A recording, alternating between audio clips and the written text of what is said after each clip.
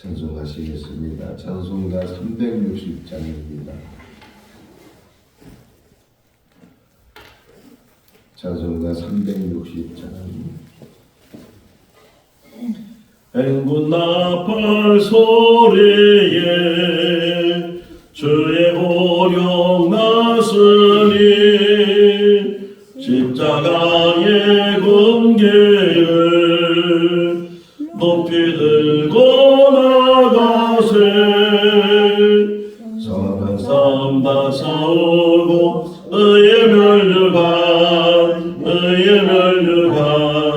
받았으리라. 선한 싸움 다 싸우고 의의 면류관 예루살렘 성에서 면류관 받으리. 저 요단강 건너 우리 싸움 마치는 날 의의 면류관 예루살렘 성에서 악한 마귀의 권세를 모두 깨쳐버리고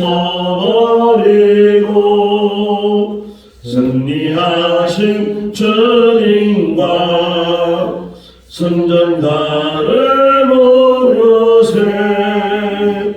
선한 싸움 다 싸우고 의의 면류관 받았으리라. 선한 싸움 다 싸우고 의의 면류관 예루살렘 성에서 면류관 받으리. 저 요단강 건너 우리 싸움 마치는 날 의의 면류관 예루살렘 성에서 달려갈 길 다가고 싸움 모두 마친 후 주와 함께 기쁨을 용산을 안으리세. 선한 싸움 다 싸우고 의의 면류관 받았으리라. 선한 싸움 다 싸우고 의의 면류관 예루살렘 성에서 면류관 받으리. 저 요단강 건너 우리 싸움 마치는 날 의의 면류관 예루살렘 성에서. 고린도전서 15장 29절에서 44절 말씀 보시겠습니다. 고린도전서 15장 29절에서 44절. 만일 죽은 자들이 도무지 살아나지 못하면 죽은 자들을 위하여 세례를 받는 자들이 무엇을 하겠느냐? 어찌하여 그들을 위하여 세례를 받느냐? 또 어찌하여 우리가 언제나 위험을 무릅쓰리요?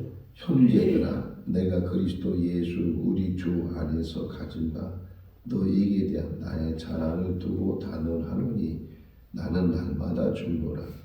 내가 사람의 방법으로 예수에서 맹수와 더불어 싸웠다면 내게 무슨 유익이 있으리요?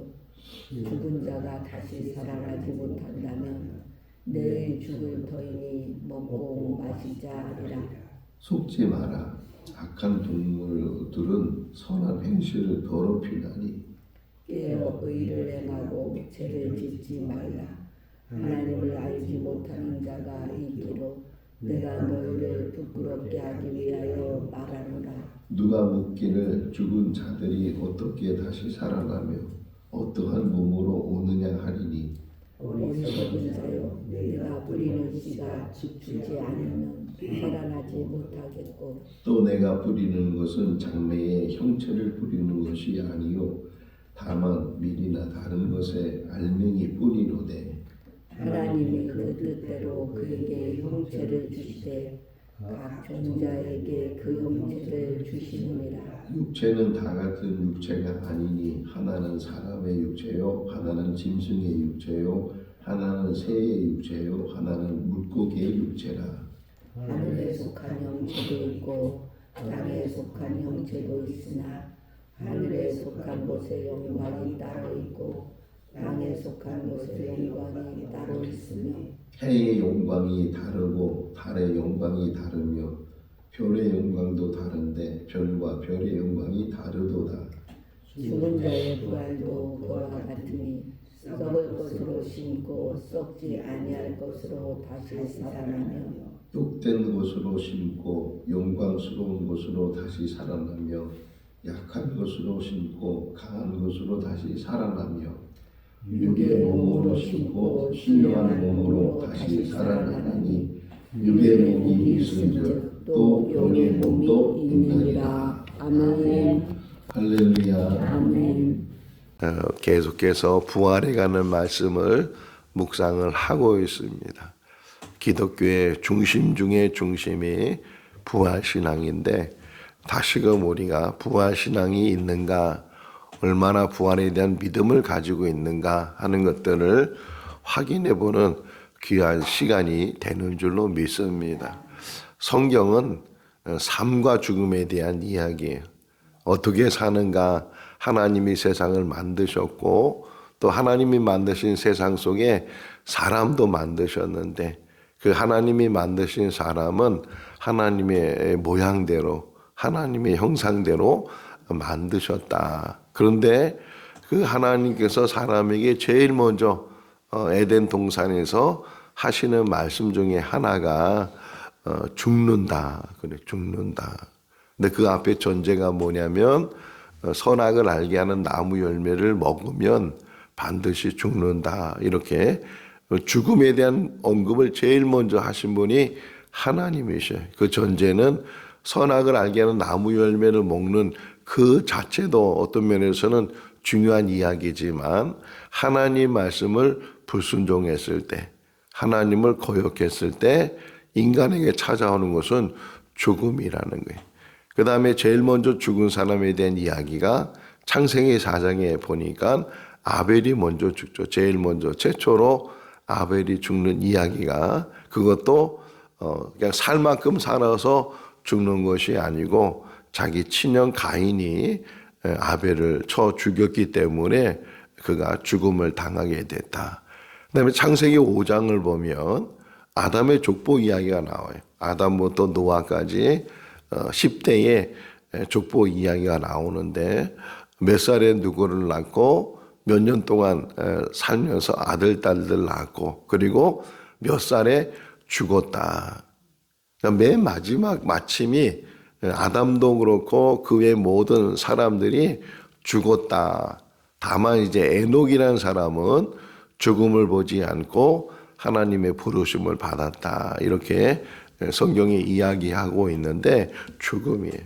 또 창세기 6장을 보니까 홍수 이야기, 방주를 만들게 하고 그런 다음에 방주 안에 노아의 8식구 그리고 동물들이 그 안에 다 들어간 다음에 40일 동안 주야로 이제 홍수가 시작이 돼서 이게 지구에 있는 산 꼭대기 이상으로 물이 채워지게 되고 그러니까 이 지상에 있는 모든 살아있는 것들은 다 죽음을 당하게 되는 그러니까 한꺼번에 많은 수 없는 사람들이 죽음을 당해 계속 죽음에 대한 이야기 죽음에 대한 이야기 태어나고 죽고 태어나고 죽고 그러면서 쭉 이 끝까지 죽음으로 가는 것이 아니고 그 죽음에 대한 이야기가 이제 삶에 대한 이야기로 바뀌는데 그 절정이 예수 그리스도예요.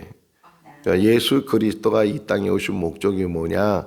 인간이 가지고 있는 죽음의 문제를 해결해 주시기 위해서 그 근원을 따져보니까 불순종이었고 죄였는데 이 죄의 문제, 불순종의 그래서 복음서를 쭉 보면 예수님의 삶은 순종의 삶이었다는 게 순종의 삶이었고 심지어는 십자가에 죽기까지 복종하셨다. 이렇게 빌립보서 2장에서 설명하고 있는 것처럼, 그래서 로마서에서도 그렇고 여기 고린도 전서에서도 그 언급이 나왔는데, 이제 첫째 아담에 대한 이야기, 둘째 아담에 대한 얘기. 첫째 아담은 하나님이 만드신 그 아담을 가리키고, 둘째 아담은 예수 그리스도, 그분을 가리키는데, 첫째 아담이 죄를 가지고 왔다면 둘째 아담은 죄의 문제를 해결하셨다.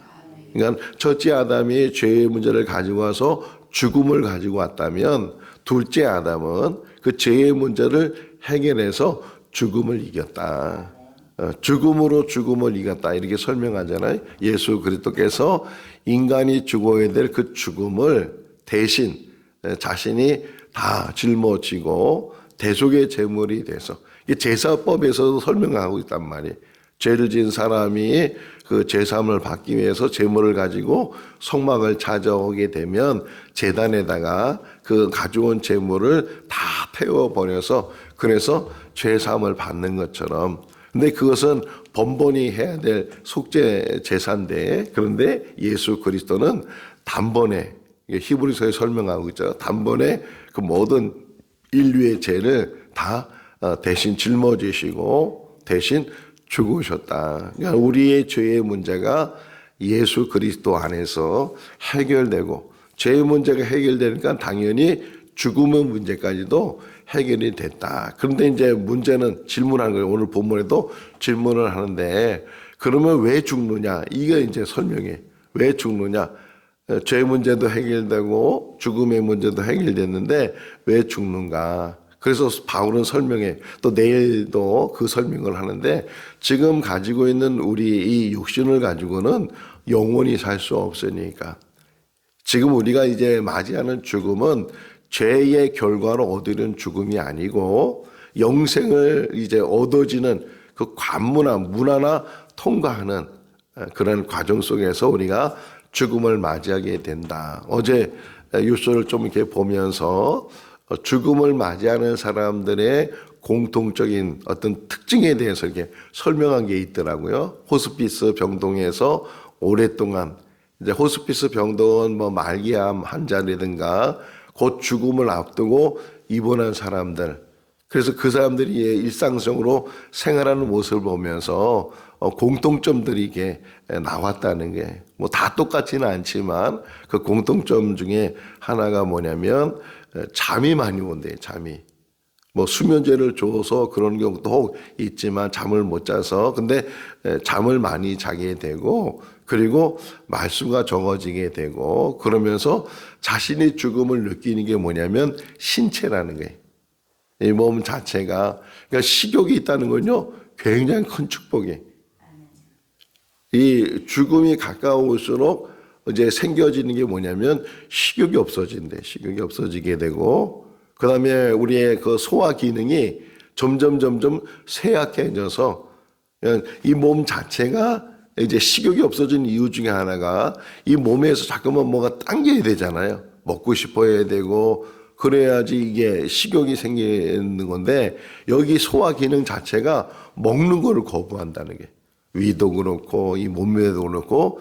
그래서 근데 왜 이제 곧 돌아가실 분들 이렇게 보면 자녀들이 너무 안타까우니까 뭐 미움도 주려고 그러고 뭘 먹으라 그러고 뭐 물도 주려고 그러고 막 그러잖아요.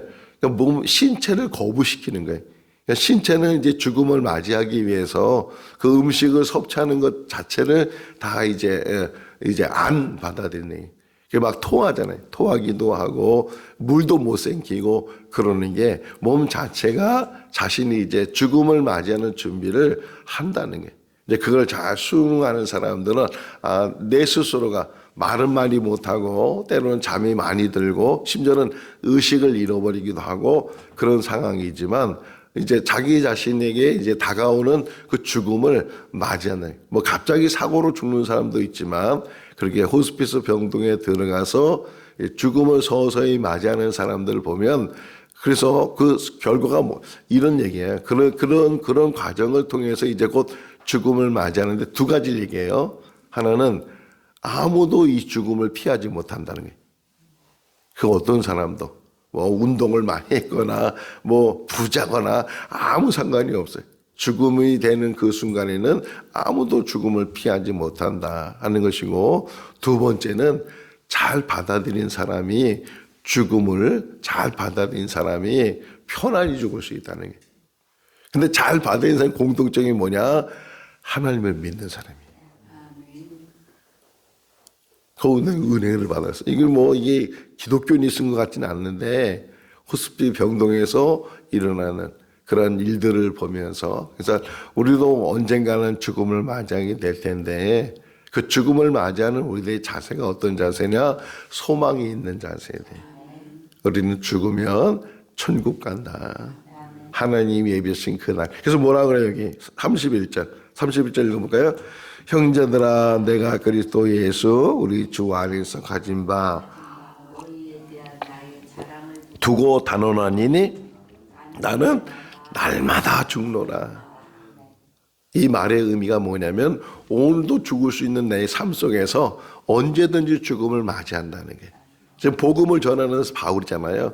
근데 복음을 전하는 게 순탄한 게 아니고, 사람들이 막 맞이하고 막 환영해주고 그런 게 아니고, 핍박하고 어려움 당하게 하고, 데살로니가 가니까 그 같은 유대인데도 불구하고 복음을 못 전하도록 방해하고, 심지어는 막 죽이려고 하고, 또 베레아로 가니까 베레가 쫓아와가지고서 또 힘들게 하고, 그런 과정 속에서 그렇게 어려움 당한 그런 삶 속에서 늘 죽음이 직면해 있는 상황. 그럼에도 불구하고 내가 왜 이렇게 복음을 붙들고 이 복음을 전하는가? 복음은 생명이 있기 때문에. 복음은 영생이에요, 영생. 이 영생으로 가는 길 내가 전하지 않으면 안 되기 때문에, 고린도전서 9장에서 설명하잖아요. 내가 이 복음을 전하지 않으면 내가 화를 당할 것이고, 혹이나 또 내가 복음을 전하는데 나가 버림을 받으면 나는 불쌍한 사람이 될 것이고, 내 자신에게도 이 복음이 얼마나 중요한가. 나는 오늘 죽어도 주님이 예비하실 그 영원한 나라에, 우리 찬송했잖아요. 의의 멸류관 받게 된다고. 이제 나의 싸움을 다 싸우고 나면, 싸우는 건 사랑과 싸우는 게 아니에요. 죄와 싸우는 거예요. 죄와 싸우는 것이고, 세상 연락과 싸우는 것이고, 만약 부활의 신앙이 없고 내세가 없다고 하는 사람들은 그냥 캐사라 막 이 세상에서 놀고 먹고 마시고, 이 세상에 그 얘기 나오잖아요. 여기 32절 말씀이에요. 32절부터 34절까지 읽어볼까요? 내가 사람의 방법으로 에베소에서 맹수와 더불어 싸워갔다면 내게 무슨 유익이 있으리요? 죽은 자가 다시 먹고 마시자 하리니 속지 말라. 악한 동무들은 선한 행실을 더럽히나니 깨어 의를 행하고 죄를 짓지 말라. 하나님을 알지 못하는 자가 있기로 내가 너희를 부끄럽게 하기 위하여 말하노라. 그래. 이 천국을 바라보지 못하는 사람들은 이 땅에서 놀고 먹고 마시고 이 땅에서 흥청망청 살고, 심지어는 죄를 짓는 일에 대해서도 그 악을 깨닫지 못하고 양심이 죽어져 버리고 그런 삶을 산다는 게, 어느 새벽에 일어나서 이 말씀을 묵상하면서 언뜻 생각나는 게 마가파라는 이 글이 생각나. 마가파 들어봤잖아요. 옛날에 그 1970년도에 등장했던 마가파라는 그런 끔찍한 사람들, 사람을 죽이고 생매장시키고, 그것도 오늘 읽어보니까 사람을 이게 땅속에 묻는데 그 깊이 못 파니까 그냥 목을 꺾어가지고서 그런 끔찍한 일을 행하면서도 그걸 깨닫지 못하는 거예요. 그런 악한 세상에 지금 우리가 살고 있는데 왜 그래요? 천국을 바라보지 못하고 천국을 인정하지 않고, 뭐라 그래? 하나님을 알지 않으니까, 하나님을 믿지 않으니까 이런 악의 극치를 행하는 그러한 일들이, 그보다 더한 일이 지금 세상에 일어나고 있잖아요. 다 이게 뭐예요? 하나님을 두려워하지 않고, 분명히 하나님께서는 히브리서 말하잖아요. 사람이 한번 죽는 것은 정해진 일이고 그 후에는 심판이 있을 거다. 선악과를 심판하게 될 것이다. 그러므로 너희는 속지 말아야 된다는 게. 너희는 속지 말아야 되고 악한 사람들이 말하는 것에 휩싸이지 말아야 되고 죄를 짓는 일에 너희들 늘 두려워해야 된다. 죄가 사망을 가져왔잖아요. 근데도 우리는 계속 밥 먹듯이 죄를 짓고 죄 가운데 거하고, 그러니까 우리의 연약함 때문에 그러는 부분도 있지만 다시금 우리가 이 땅에 산 날 동안 얼마나 살지는 몰라요. 얼마나 살지는 모르지만 이 땅에 살면서 믿음으로 살 수 있기를 바랍니다. 이렇게 교회 나와서 기도하는 게 행복한 일이고요. 어디 가는 게 아니고 예배드리고 기도하고 말씀 보고 찬송하고 교제하고 전도하고 이런 일들이 우리 삶 가운데 얼마나 행복한지 몰라요. 우리는 부활신앙이 있는 줄로 믿습니다.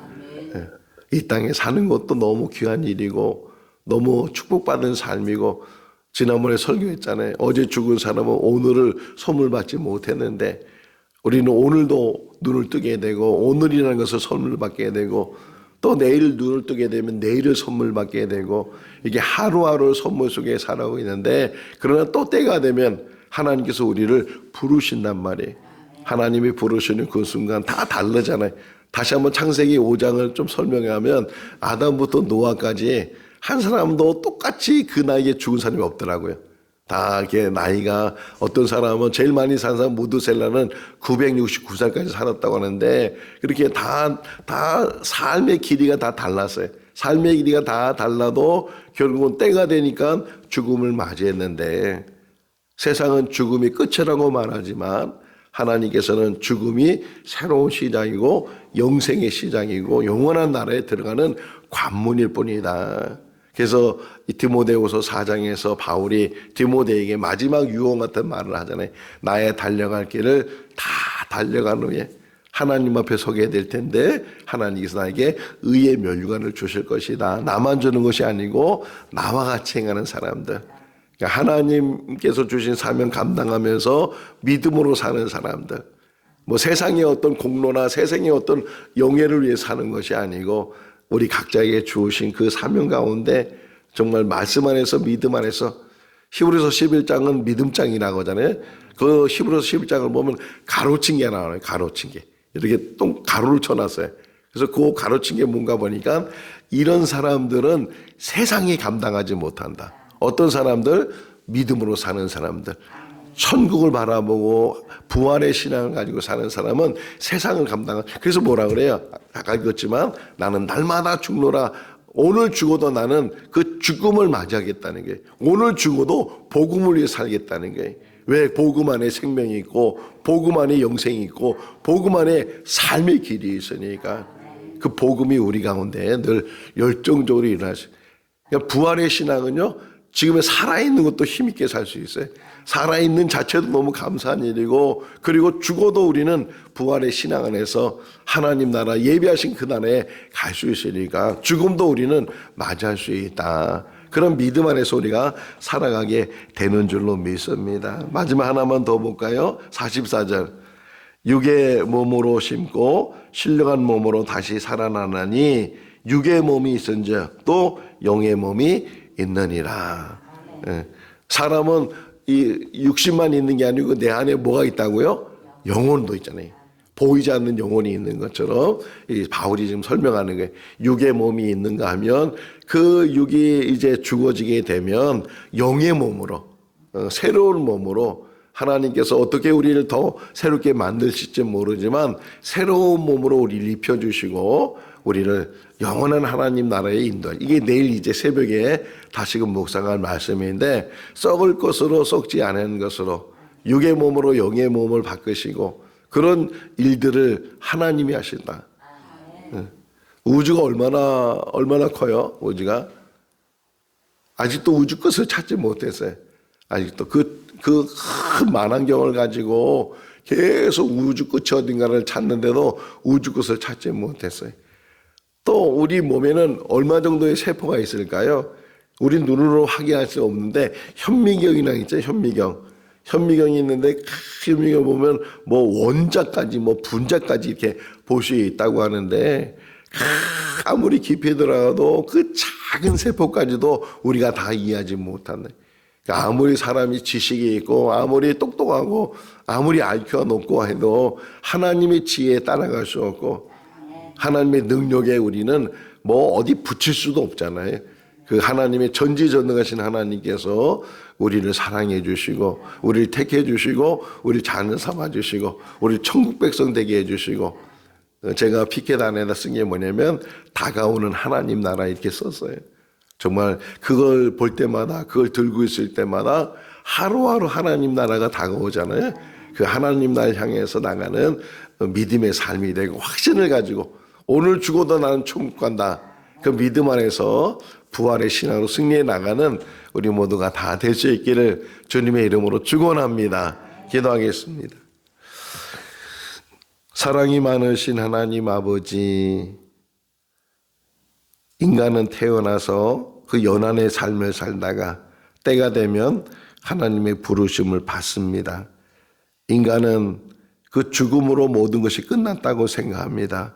그러나 하나님께서는 영생의 길을 우리에게 알게 하시고 믿게 하시고 또 가게 하시는 줄로 믿습니다. 예수 그리스도의 부활이 우리의 부활이고 예수 그리스도의 재림이 이제 우리가 부름받는 그 때가 되는 것이고 하나님께서 예비하신 그 영원한 하나님 나라에 우리가 함께 참여하고 거기서 영생 복락을 누리는 삶을 살게 될 줄로 믿습니다. 흔들리지 않게 해주시고 끝까지 그 믿음 안에서 한 걸음 한 걸음 나가는 우리들 되게 하여 주시옵소서. 실족함이 없게 해주시고 세상으로 돌아가지 않게 해주시고 끝까지 십자가 붙들고 믿음으로 살아가는 우리들 되게 하여 주시옵소서. 이 땅에 산 날 동안에도 주신 사명 감당하게 하시고 복음을 위해서 생명을 위해서 일하는 삶이 되게 하여 주시옵소서. 오늘도 함께 하심을 감사드렸고 예수 그리스도 이름으로 기도하옵나이다. 아멘. 마쳤습니다. 자유롭게 기도하시기 바랍니다.